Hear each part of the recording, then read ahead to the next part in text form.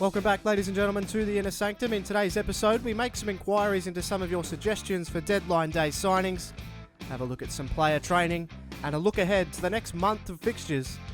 So let's get into it.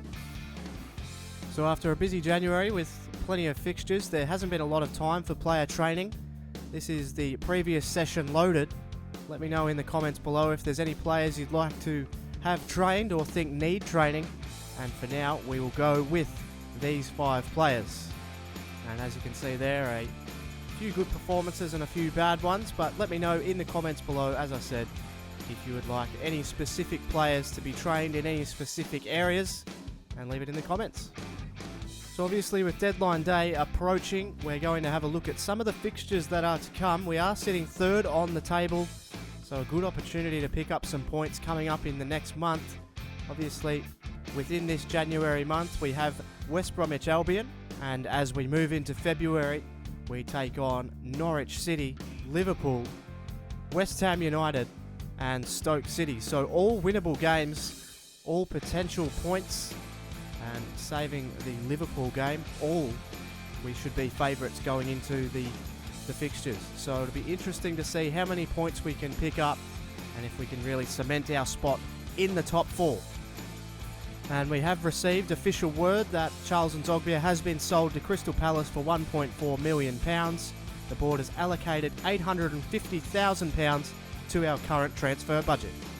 So taking a few of your comments on board, we have made several inquiries into a number of players, with Mahrez being the first one that we'll take a look at.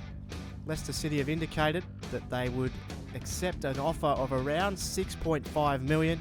That seems perfectly reasonable, and I think we do lack a little bit of depth in out-and-out wingers. We had another suggestion for William Carvalho to potentially come into the club, but at 26 million, he might be a little bit too expensive.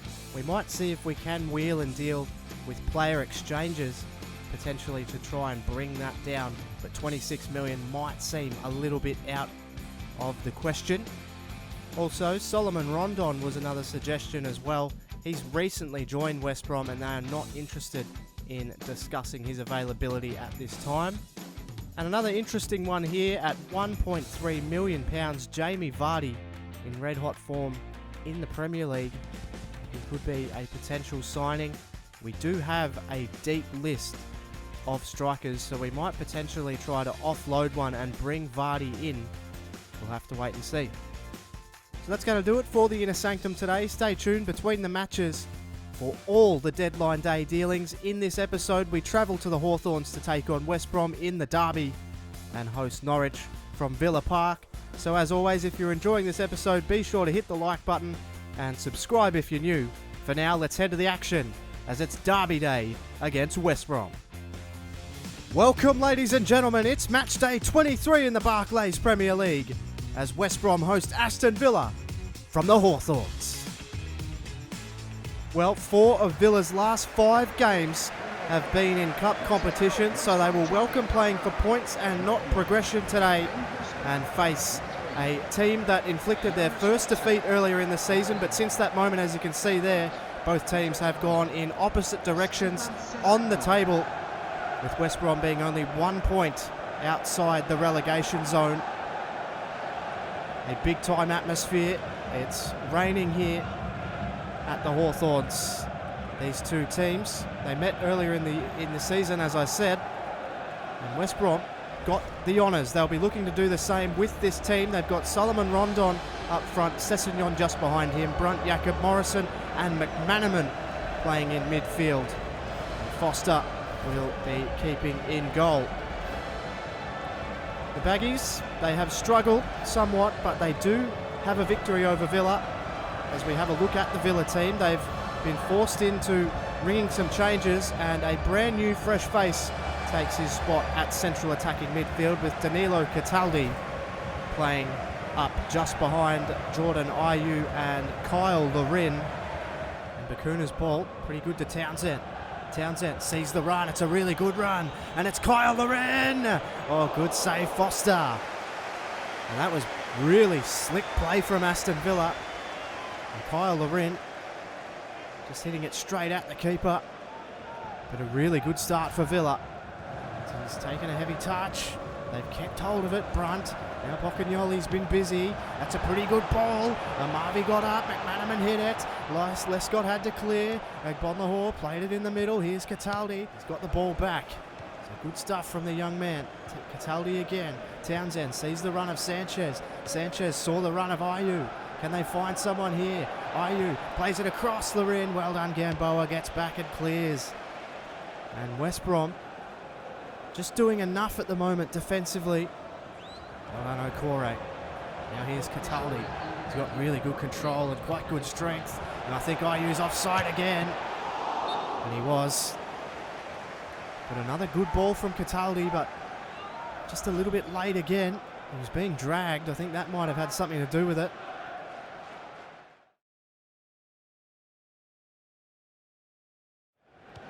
They can't quite get the ball off West Brom here, who do not have any interest in going forward.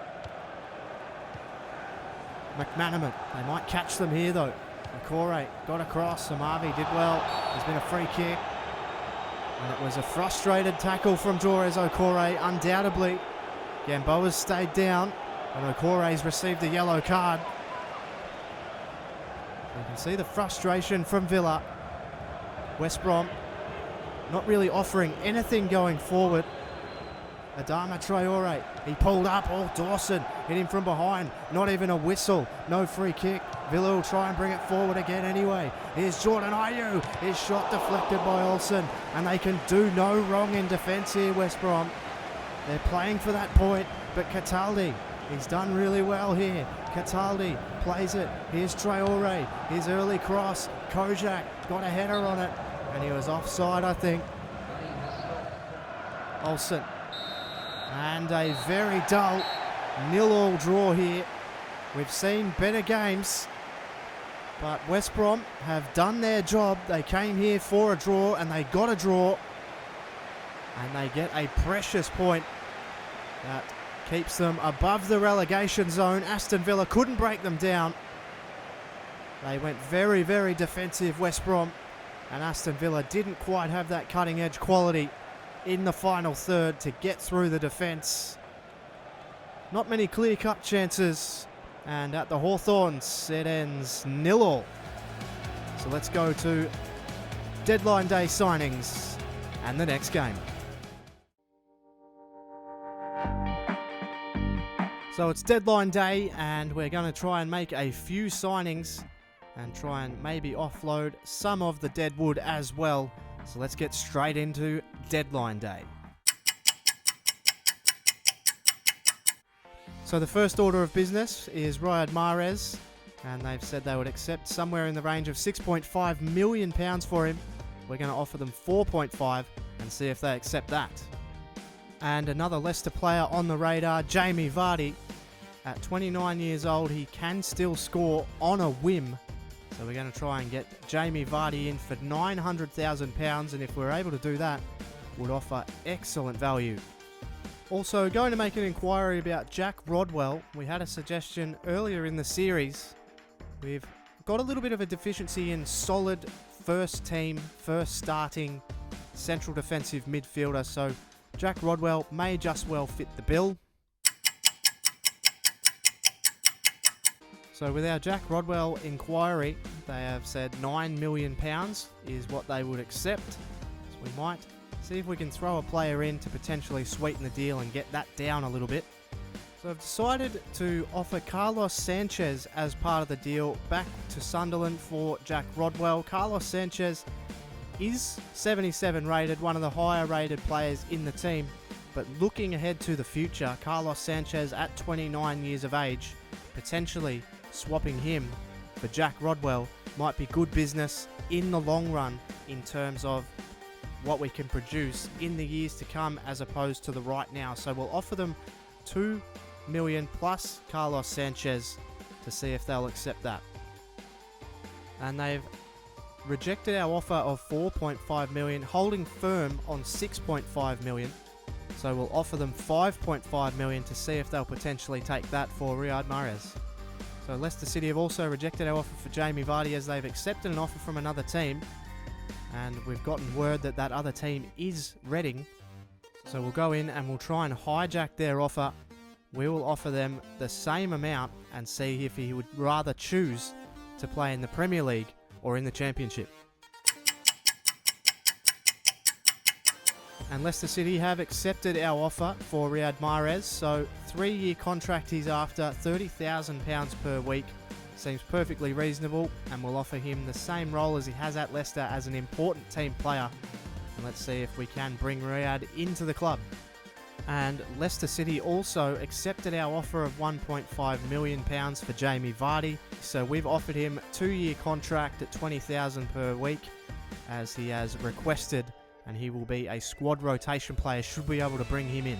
And Sunderland have rejected our offer of Carlos Sanchez plus £2 million. They're not interested in Carlos Sanchez as a player, so we may have to just let it lie with Jack Rodwell and have a look at some other potential targets. And we've had an offer from West Ham United. They initially offered £8 million for Kieran Clark. I'm going to counter them with £10 million. For Kieran Clark, I think that's an excellent offer for £10 million. We could potentially bring in another couple of players, and we still have time in the window. So let's counter with $10 million and see what West Ham come back with. And excellent news on the Riyad Mahrez front, as he has accepted our offer, and we can now go ahead and complete the transfer of Riyad Mahrez. And we have successfully hijacked Reading's move for Jamie Vardy, and he will be joining us as well. So two of the key players of the success of Leicester City have joined the club. Jamie Vardy, we'll have a look at some of his key stats and welcome him to the club as well. So Riyad Mahrez joins and will don the number 28. So let's have a look at a few of his key stats and welcome him to the club. And we have a look at the stats of Riyad Mahrez. His acceleration and sprint speed are pretty good. His agility is excellent. His balance and stamina are good also. His attacking positioning is in the green. His vision, his short passing and his shot power and his curve. And of course, he is known very, very well for his dribbling and his ball control. So he'll be excellent for us out wide, and he'll definitely give us some of that final third quality that we did lack, and it was on display in that game against West Brom that we just witnessed. So welcome Riyad to the club, and let's hope that he and Jamie Vardy can bring us success in the future. And Jamie Vardy will don the number 12, and we'll have a look at some of his key stats and welcome him to the club. Acceleration 89 and sprint speed 91, obviously features of his game, and he'll run all day with 90 stamina, and his balance and reactions are excellent as well. Finishing's good, dribbling's good, and shot power is good as well. So welcome Jamie Vardy to Aston Villa. And as we can see here, the transfer funds have significantly dried up. We are still waiting on the £10 million counter offer to West Ham for Kieran Clark, and if that is to go ahead, obviously we'll have a fresh influx of funds. So West Ham have gotten back to us about Kieran Clark, and they have decided that £10 million is fair for Kieran Clark, and they're going to match it and go ahead with the deal. So we'll have to wait on confirmation. But in the meantime, we'll go and have a look at potential signings to replace Kieran Clark in that centre-back position. And so with the sale of Kieran Clark going ahead for £10 million, the board have allocated us £6 million to have a look at some potential replacements. We made an inquiry about Eric Dyer, who could potentially replace Kieran Clark for £4.1 million. Eric Dyer has a huge upside and is still very, very young. And we inquired about Kurt Zouma, and they would consider a bid in the range of $10.5 million. So we've been priced out of potentially bringing in Kurt Zouma to the club, but our inquiry about Eric Dyer is much more in our price range. So we'll go ahead and we'll offer Spurs £3 million for Eric Dyer. It's only $1.1 million under their asking price. So we'll have a look and see if we can't bring Eric Dyer into the club. Huge upside and only young. So let's see. And Tottenham have accepted our offer for Eric Dyer of £3 million, and he is after £30,000 a week, and he will be a squad rotation player at this stage at our club, and on a 4-year deal at only 22 years old. With the upside that Eric Dyer possesses, this could represent some really excellent business. So excellent news on the Eric Dyer front. 4-year contract, £30,000 a week, and only $3 million for a player the quality of Eric Dyer, who could potentially be a walk-up start in our back four. And so Eric Dyer will don the number 6. He will directly replace Kieran Clark and take his number as well. Let's have a look at some of his key stats and welcome him to the club. The acceleration isn't a feature of his game, but his sprint speed is pretty good for a central defender, and his strength at 83 is excellent. His free kick accuracy, long passing, marking, long shots, standing tackle, shot power, short passing and heading accuracy are all excellent as well. And another feature of Eric Dyer's game is he can play at centre back, right back or central defensive midfield, so he gives us options all over the pitch. Let me know in the comments below what you think of the signings. Are you excited to see the likes of Vardy, Mahrez and Dyer get going in the claret and blue? And as always, if you're enjoying this episode so far, make sure you hit the like button and subscribe if you're new. But for now, it's on to the next game of the episode as we host Norwich from Villa Park. Welcome, ladies and gentlemen. It's match day 24 in the Barclays Premier League as Aston Villa host Norwich City from Villa Park. Well, Aston Villa were held by a stoic West Brom team in their last game. Several new faces joining the club since then on deadline day. They will be hoping that provides a spark. They've fallen outside the top 5. Norwich City having their best season to date. They sit in 9th. This provides a quality afternoon of football without question.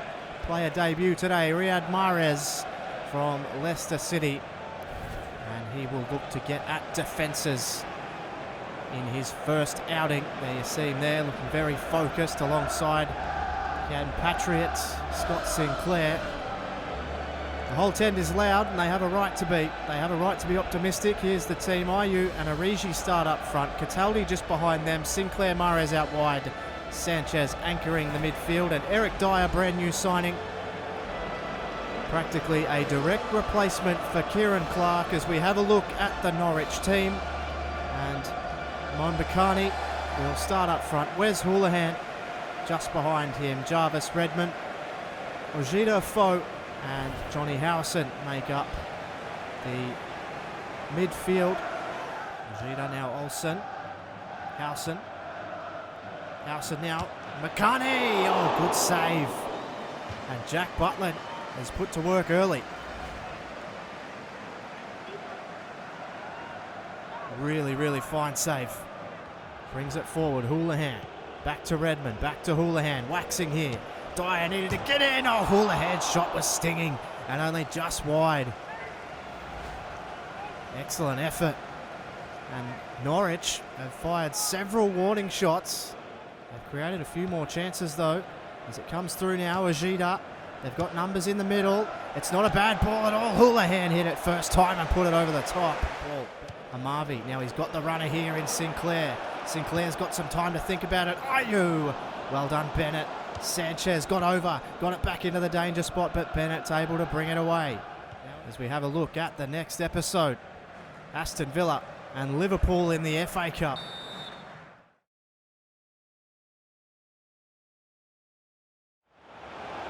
Mbakani. What can he do here? Houlihan. Oh, he's brought it down, Houlihan.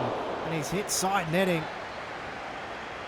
And Norwich just can't seem to get the ball in the back of the net. They've dominated this game completely and utterly. Ojeda. Good ball, Houlihan. One-touch play here from Norwich. Can they get it going? Here's Howson through. Oh, and it almost found Mbakani. Played to Cataldi. Looking out wide. That's a good ball from Cataldi. And he's found Mahrez. So we're far away forward. And Ruddy got his hands on it. Marvy. So Villa are starting to press a little bit here. And now it's with Jamie Vardy. So Jamie Vardy shot! Oh, just over the top. And an immediate spark from Jamie Vardy. Good power on the shot. Maybe he can provide something. Mahrez plays it forward. Villa looking a lot better now. It's with Traore. So Adama Traore bringing this forward here. Traore's ball looking back post towards Vardy. Vardy had to get out again. Mahrez going to look for his teammate Vardy. Oh, well done. Got out again, Ruddy. And Richards nods it into the danger area. And it's forward to him. Vardy nearly again. A new renewed vigour here for Villa. Here's Mahrez. What can he find? Mahrez holds it up. Looks up towards Vardy. Ruddy had to clear it again. Bennett. He's lost it. Vardy. They got it back though. Doesn't even jump for it, Sanchez. And that will do. A game that was largely dominated by Norwich City. They couldn't get it on the scoreboard. Aston Villa pushed late, but ultimately fell short. Jamie Vardy provided a spark at the end of the game that could see him make his way into the first team in the future. Riyad Mahrez couldn't really get going, but it wasn't his doing. It was more the whole team performance from Villa. Fairly disappointing. Norwich, though, will be disappointed that they couldn't take anything from the game. And at full time at Villa Park, it's 0-0. For Murph's YT13, thanks so much for watching, and I'll catch you on the next one.